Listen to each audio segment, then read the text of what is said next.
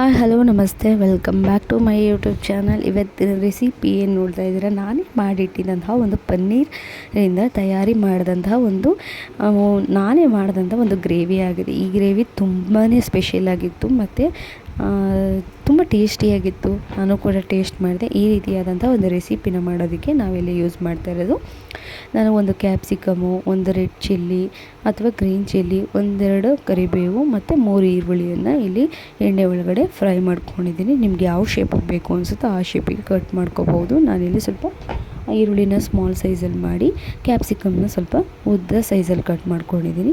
ಜೊತೆಗೆ ಸ್ವಲ್ಪ ಬೆಂದಿದೆ ಅಂತ ಫೀಲ್ ಆದಮೇಲೆ ಅಥವಾ ಕಲರ್ ಚೇಂಜ್ ಆದಮೇಲೆ 1 ಟೇಬಲ್ ಸ್ಪೂನಷ್ಟು ಶುಂಠಿ ಬೆಳ್ಳುಳ್ಳಿ ಪೇಸ್ಟನ್ನು ಮಿಕ್ಸ್ ಮಾಡ್ಕೋಬೇಕಾಗುತ್ತೆ. ಶುಂಠಿ ಬೆಳ್ಳುಳ್ಳಿ ಪೇಸ್ಟು ಇದಕ್ಕೆ ಸ್ವಲ್ಪ ಜಾಸ್ತಿ ಬೇಕಾಗುತ್ತೆ, ಅದಕ್ಕೆ 1 ಟೇಬಲ್ ಸ್ಪೂನಷ್ಟು ಮ್ಯಾಕ್ಸಿಮಮ್ ಸಾಕಾಗುತ್ತೆ.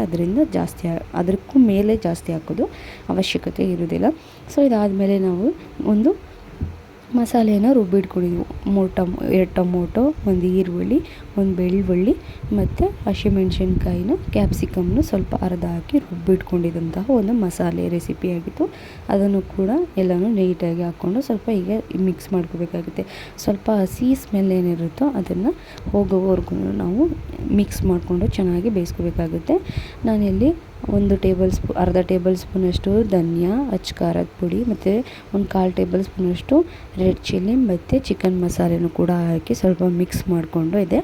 ಅದಾದಮೇಲೆ ನಾವು ಮಾಡಿ ಇಟ್ಕೊಂಡಿದ್ದಂತಹ ಪನ್ನೀರನ್ನು ಇದರೊಳಗಡೆ ಹಾಕಿ ಚೆನ್ನಾಗಿ ಮಿಕ್ಸ್ ಮಾಡ್ಕೋಬೇಕು. ಈ ಟೈಮಲ್ಲಿ ನೀವು ಸಾಲ್ಟನ್ನು ಕೂಡ ಹಾಕಿ ಚೆನ್ನಾಗಿ ಮಿಕ್ಸ್ ಮಾಡ್ಕೋಬೇಕಾಗುತ್ತೆ. ಈ ಸಾಲ್ಟ್ ಹಾಕಿರೋ ವಿಡಿಯೋ ತೋರ್ಸೋಕ್ಕಾಗಿಲ್ಲ, ನೀವು ಟೇಬಲ್ ಸಾಲ್ಟನ್ನು ಹಾಕಿ ನೀಟಾಗಿ ಮಿಕ್ಸ್ ಮಾಡ್ಕೋಬೇಕು.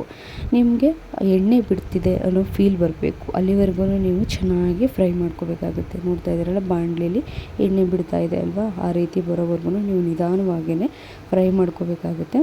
ಆವಾಗ ಎಣ್ಣೆ ಬಿಡೋದ್ರಿಂದ ಏನಾಗುತ್ತೆ, ಪನ್ನೀರಿಗೆ ನಾವು ಹಾಕಿಟ್ಟಿದ್ದಂತಹ ಮಸಾಲೆ ಎಲ್ಲವೂ ಕೂಡ ಮಿಕ್ಸ್ ಆಗೋದ್ರಿಂದ ಟೇಸ್ಟಿಯಾಗಿದ್ದಂತಹ ಪನ್ನೀರ್ ಮಸಾಲೆ ಈ ರೀತಿ ರೆಡಿಯಾಗುತ್ತೆ. ಇವತ್ತಿನ ರೆಸಿಪಿ ಇದಾಗಿತ್ತು.